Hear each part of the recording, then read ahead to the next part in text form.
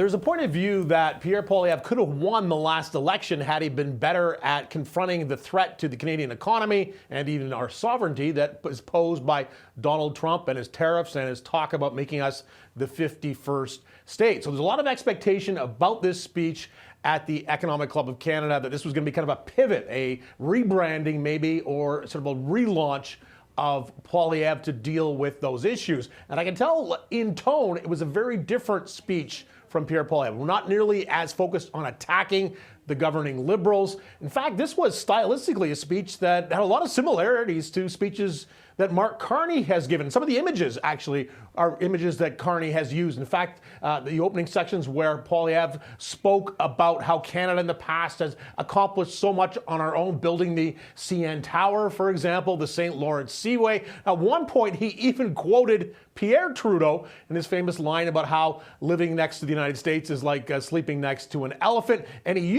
concluded his speech with a line saying how Canada must become the master in its own home. That is a line that Mark Carney has used dozens of times in his speeches, although he often delivers it in French, saying "Maître chez nous." The criticism of Carney in Poilievre's speech today was fairly gentle. He kind of chided him about that famous speech that Carney gave to the World Economic Forum in Davos, Switzerland, back in January. And Poilievre saying, listen, the middle powers are already working together, and we do trade together. But he said, Poilievre said, there is no rupture in our relations with the United States. There are problems, but we still our primary trading partner, and we should treat it as such.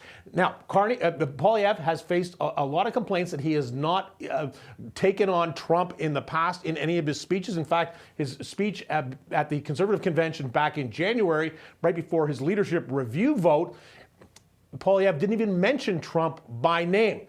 Not so today. Take a listen to what he said today. President Trump has sought to overturn the trading system that previous American presidents had championed and even created. Now, some of this correction, in fairness, was overdue, but it missed the target by going after countries like Canada, which were not the problem. What President Trump says about Canada is wrong. Our trade surplus does not represent exploitation by Canada of the United States of America. Quite the opposite, in fact. It is the result of us selling very good and very well-priced, in fact, below market-priced raw materials, which America then upgrades and turns into massive profits for its economy.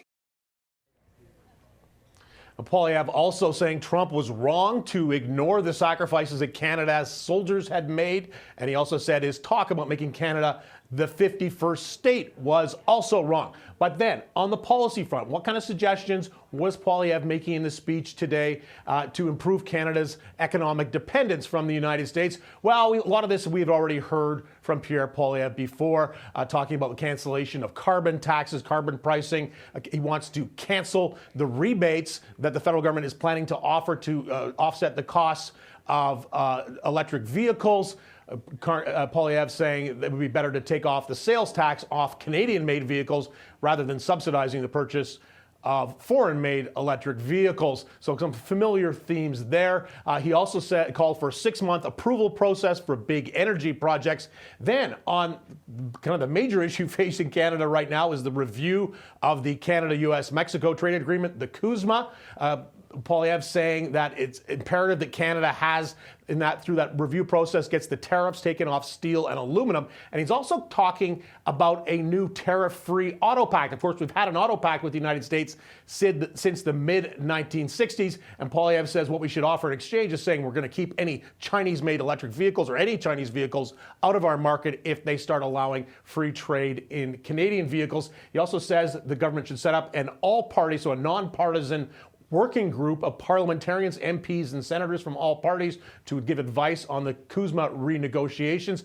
And he says Canada should be leveraging our friendship with the American people by reaching out to, say, American businesses, unions, media, governors, mayors, civic leaders, all those kinds of things to make the case for tariff-free trade and security cooperation. Of course, we've been doing that really since Trump won the election back in 2024. The Team Canada approach, and of course, Ontario's Premier Doug Ford, a major leader of that effort, has already been doing this. But this was a very different speech from Pierre Poilievre, not so much the attack dog, actually looking forward to trying to sound more prime ministerial. We'll see, of course, how well this speech connects with Canadians and potentially, Faiza, with voters who are going to have to decide in the next election, whether it's this spring, this next fall, or next year, who they still think is best positioned to take on Donald Trump.